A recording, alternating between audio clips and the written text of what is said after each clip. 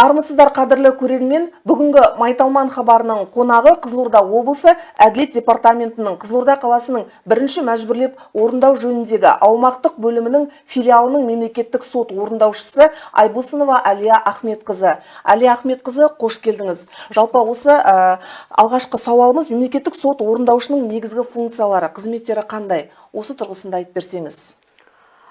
Жалпы мемлекеттік сот орындаушылар, жеке сот орындаушылар болсын, негізгі міндеті сот актісінің орындалуы. Яғни сот актісі шығарған күннен бастап, ол қай кезде де сот актісі орындалған кезде құндылығын бәрімізге мәлім. Сот актісі бізге орындауға түскеннен күннен бастап, атқарушылық іс жүргізу және сот орындаушылар мәртебесі туралы заңның талаптарына сәйкес атқарушылық өндірісті біз қозғаймыз. Яғни атқарушылық өндірісті қозғағаннан кейін, сол бір мезетте жаңағы қозғалған атқарушылық өндірістегі борышкерлердің ресми интернет ресурсына енгізіледі, борышкер болып. Әрі қарай сот актісін орындау мақсатында қозғағаннан кейін борышкерге хабарлама береміз. Сонымен қатар заңның 32, 33, 34 баптың талаптарына сәйкес барлық қамтамасыз ету шаралары жасалуға жатады. Яғни заңның аясында жұмыс жасаймыз. Сіздерге нақты қандай іс-әрекеттерге рұқсат етілген? Сот орындаушыларға өзінің атқарушылық іс жүргізу және сот орындаушылар мәртебесі туралы заңы бар дедім ғой, сол заңның талаптарына сәйкес заңда көрсетілген барлық әрекеттер жасаймыз, яғни заңның аясында ғана жұмыс жасаймыз біздер. Қозғаймыз, егер борышкер тиісті соманы төлемеген жағдайда әкімшілік, қылмыстық басқа да шаралар бар. Заңның 32, 34 баптың талаптарына сәйкес борышкердің есепшоттарын бұғаттаймыз, төлемеген жағдайда. Сонымен қатар борышкер егерде мүлдем төлемеген жағдайда, өзінің 2 ай мерзімі асқан жағдайда, борышкердің тиісті соманы төлемеген жағдайда, уже ары қарай заңның талаптарына сәйкес бүткіл мәжбүрлеу шаралары қолданылады. Яғни егерде ол жүргізуші куәлігі болса, оны шектеу жөнінде тиісті сотқа ұсыныс беріп, әрі қарай сот қанағаттандырған жағдайда тиісті жүргізуші куәлігі де шектеу қойылып жатады. Жалпы осы мемлекеттік сот орындаушы қызметінің құны қалай анықталады? Енді қазіргі таңда мемлекеттік сот орындаушылар бар, сонымен қатар қазір жеке сот орындаушылар институты жақсы дамып жатыр ғой, ол осы 100 нақты қадамның 27-ші қадамда өзі нақты жазылған ғой, бірте-бірте мемлекеттік сот орындаушылардың штатын азайтып, жеке сот орындаушылар институтын дамыту. Қазіргі таңда жеке сот орындаушылардың өздерінің алған қызметіне қарай ол қызмет ақы тағайындалады. Ал мемлекеттік сот орындаушыларға қызмет құны деген жоқ, ол жерде мемлекеттік сот орындаушылар тек қана үкіметтен алатын айлық табысы, яғни істеген жұмысына қызмет ақы алмайды. Жалпы борышкерлер сот орындаушының әрекеттерін орындамағанда қандай әрекеттер жасалады негізі? Енді соттың шешімі, соттың атқару парағы, сот актісі, атқару қаулысы, атқару жазбашы барлығы сот орындаушылар орындауға түскеннен кейін, әрине ол енді егерде борышкер жұмыс жасап жатқан жағдайда, борышкердің ай сайынғы айлық табысынан және өзге де кірісінен орындау үшін борышкердің жұмыс орнына жолдаймыз. Яғни ол жерде борышкердің айлық табысының 50% өзінде сақталу керек, 50%-ын сақтай отырып. Ал егерде мүлдем төлемеген жағдайда, борышкерге қатысты бүткіл мәжбүрлеу шараларын жасай отырып, бірінші мезетте әкімшілік шара көре бастаймыз. Енді әкімшілік кодекстің құқық бұзушылық туралы кодекстің 669 баптың бірінші бөлігіне сәйкес сот актісін орындамаған жағдайда тиісті сотқа әуелі сот орындаушы хаттамасын толтырып, тиісті сотқа шара көру үшін біз ұсыныс жолдаймыз. Ұсыныстың негізінде сот қаралып, әрі қарай айыппұл жазасы немесе қамақ жазасы тағайындалып жатады. Ол әрине тәжірибеде бар. Ал сонымен қатар ол мезетте де борышкер төлемеген жағдайда қылмыстық жауапкершілігін қарау, жалпы сот актісін орындамаған жағдайда, 6 айдан астам сот актісін орындамаған жағдайда қылмыс іс қозғауға заң көтереді. Яғни 430 баптың талабына сәйкес тиісті органға, яғни құқық қорғау органдарына біз ұсыныс жолдаймыз. Ұсыныстың негізінде әрі қарай уәкілетті орган өзінің шешімін қабылдай бастайды. Борышкер әке болған жағдайда баланың алимент алу құқығы қалай қорғалады? Осы турасында айтып өтсеңіз, жалпы қазір осындай фактілер көп пе? Енді борышкер әке, борышкер ана деген де бар қазіргі таңда. Енді борышкер әкелерге келер болсақ, енді ол әрбір борышкер ол алимент төлеуге міндетті. Ол әкелік парызы, міндеті, борышы деп есептеймін. Әрбір төлеген жаңағы төлем ақысында ол өзінің ұрпағына, өзінің жаңағы қанына беріп жатқан сезінсе деп ойлаймын борышкер. Егер төлемеген жағдайда ол мезетте де ол жағдайда да борышкерге қатысты шаралар қолданылады әрине. Енді мен бұл жерде бір айтқым келіп отқаны талапкерлерге, өндіріп алушылар, алимент санатындағы өндіріп алушыларға. Егер де борышкер 3 айдан астам тиісті алимент төлемдерін төлемеген жағдайда қылмыстық кодекстің 139 бабының талаптарына сәйкес өндіріп алушы талапкер тиісті органға, жаңа құқық қорғау органдарына қылмыс іс қозғау және өзі жүгіне алады. Әрі қарай енді талапкердің арызына сәйкес тиісті органдар шешімін қабылдап, әрі қарай сотқа ұсынысын жолдап, ол біздің тәжірибеде бар, сотпен ондай материалдар өтіп жатыр, қылмыс іс қозғалған материалдар бар борышкер әкелерге қатысты. Олардың мүлкіне шектеу қою бар ма жалпы?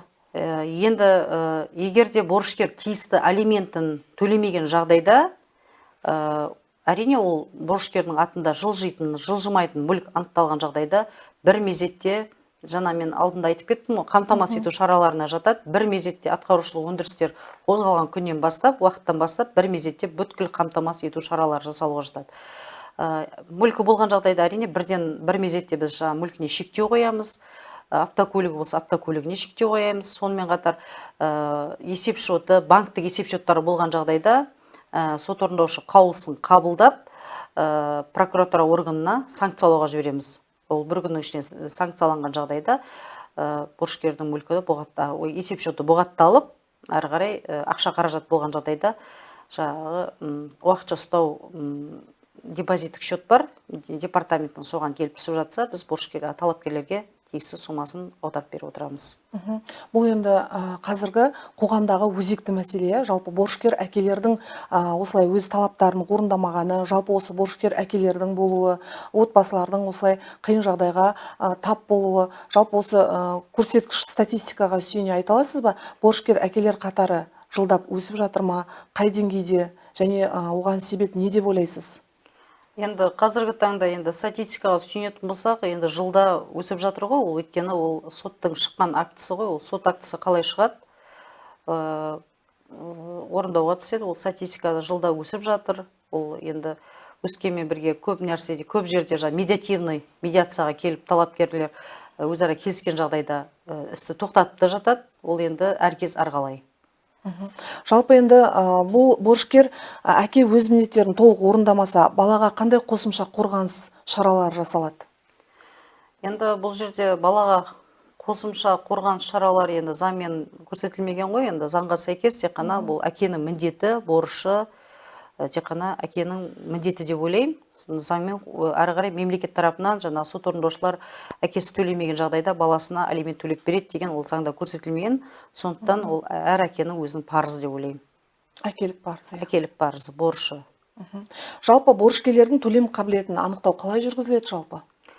Енді заңды біздің сот орындаушылар туралы, атқарушы іс жүргізу және сот орындаушылар мәртебесі туралы заңда көрсетілген, егер борышкер жұмыс жасаса, борышкердің ай сайынғы айлық табысы және өзге де төлемдері сол айлық табыс жөнінде анықтама өткізген жағдайда жұмыс жасаған борышкерлерге қатысты сол жерден біз жаңағы төлем қабілетін берешегін анықтаймыз. Ал егер де борышкер жұмыс жасамаған жағдайда, ол енді Қазақстан Республикасы орташа айлық есептік көрсеткіштің мөлшерімен жұмыс істемейтін борышкерлердің сол жерде көрсетілген, содан алып біз жаңағы есептейміз жұмыс істемейтін борышкерлердің берешегін. Енді 3 айдан астам борышкер тиісті алиментін төлемеген жағдайда жаңағы не жалақысымен есептейміз, немесе айлық есептік көрсеткішпен орташа айлық сонымен есептеп, берешекті анықтау туралы қаулы қабылдап, тараптарға таныстыруға жібереміз. Әрі қарай келіскен жағдайда келіседі, келіспеген жағдайда тиісті сот арқылы сот орындаушылығының қаулысын даулауға құқықтары бар. Осы борышкер төлемнен жалтарған кезде қандай шара қолданады негізі? Енді жаңада айтып кеттім ғой, бұл жерде алимент төлемдері, басқа да сот актісі деген сияқты бір заң бар ғой бізде, енді бүткіл шаралар қабылданады ғой. Борышкердің мүлкіне шектеу қоямыз, Қазақстан Республикасы шығуына шектеу қоямыз, егер берешек қарызы жинақталған жағдайда. Сонымен қатар басқа да сот актісі болған жағдайда, басқа санаттағы атқарушылық, азаматтық болсын, қылмыстық болсын, егерде 40 еселенген айлық есептік көрсеткіштен берешек қарызы жоғары болған жағдайда Қазақстан Республикасы шығуына шектеу қойыламыз. Енді ол уақытша шектеу қойылады. Егер тиісті сома төленген жағдайда шектеулер бір мезетте істі аяқтау барысында шешіліп отырады. Борышкерлерге қатысты сол алимент төлемеген жағдайда да оған да әкімшілік іс қозғау, қылмыстық іс қозғау, егерде автокөлігі болған жағдайда автокөлігін жаңағы уақытша тоқтатуға сот орындаушы ұсыныс қабылдап, ұсыныс жіберіп сотқа, сотпен ол әрі қарай шешім қабылданып жатады. Сот орындаушы мен борышкердің арасында жалпы қандай іс-қимыл болу керек талап бойынша негізі? Енді борышкер, сот орындаушы. Сот орындаушы ол заңның аясында борышкерге өзінің құқықтары мен міндеттерін іс қозғалғаннан бастап заңда көрсетілген ғой. Атқарушылық өндіріс қозғалды сізге қатысты. Осы келіспеген жағдайда шағымдану құқықтарың, міндеттерің, жаңағы атқарушылық өндірістер бойынша жазбаша түрде, болмаса электронды түрде үзінділер алуға, құжаттардың көшірмелерін алуға, басқа да талап арыздар беруге, шағымдануға біз құқықтарын түсіндіреміз. Егер ол өзінің құқығын пайдаланып жатса, әрі қарай ол жазбаша түрде арыз беріп жатса, немесе ауызша беріп жатса, біз беруге міндеттіміз.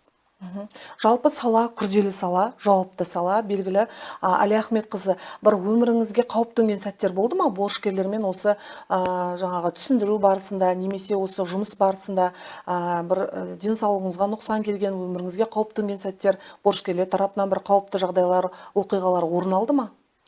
Енді ол жұмыс болғаннан кейін барлық борышкерлер бірдей емес қой. Әрине қауіп төнген кездерде болады сот орындаушыға. Ондай әрекеттер болды.